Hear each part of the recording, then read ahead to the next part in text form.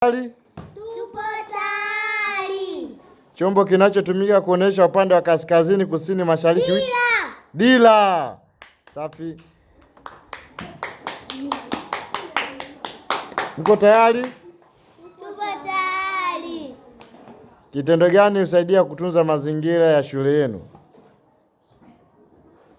Mfagio.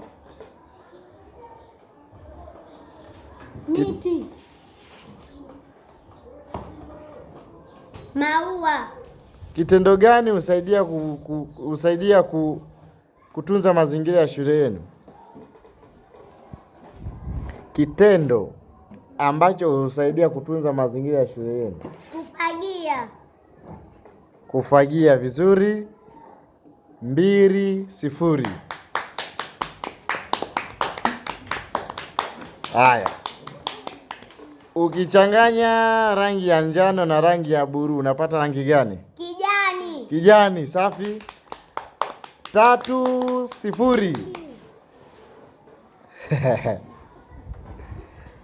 Umbo la ardhi lililoinuka sana na lina kilele cha juu limezungukwa na mteremko huitwa mlima. Safi. 3-1. Hali ya anga katika eneo fulani huitwa unyevunyevu. Hapana. Hali ya anga katika eneo fulani huitwa hewa. Hapana. Hali ya anga katika eneo fulani huitwa hapana. Hali ya anga katika eneo fulani huitwa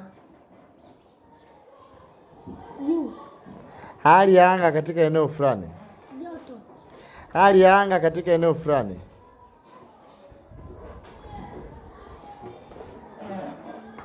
Hali ya anga katika eneo fulani.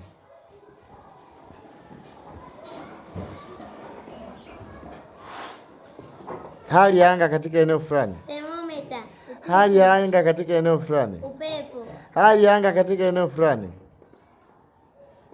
Hali ya hewa. 3-1. Sanaa ya mko tayari? Tupo tayari. Mko tayari? Tupo tayari. Sanaa ya kufinyanga vyungu kwa kutumia udongo wa mfinyanzi huitwa sanaa sanifu. Sanaa ya kufinyanga vyungu kwa kutumia udongo wa mfinyanzi huitwa sanaa sanifu.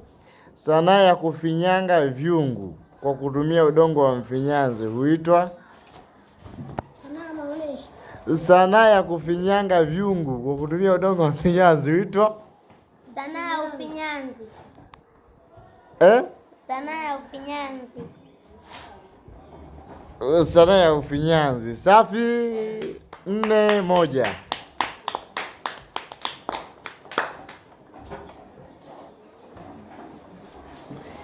Ni sanaa gani? Sanaa ya kutengeneza mikeka au vikapu kwa kutumia kamba au kingu.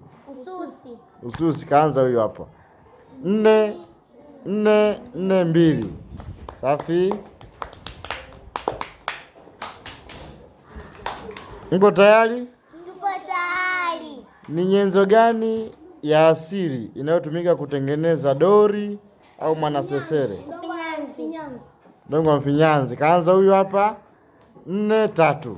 Safi. Ni asali ya utupaji taka katika mazingira. Uhifadhi vijidudu. Uhifadhi vijidudu. Safi. 5-3. Safi. Mchoro unaonesha sura ya nchi au eneo kama inavyoonekana juu. Ramani. Safi. 5-4, si ndio?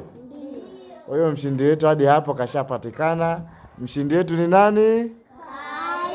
Mshindi wetu ni nani? Kaleni. Safi. Kaleni, tupigie makofi. Safi.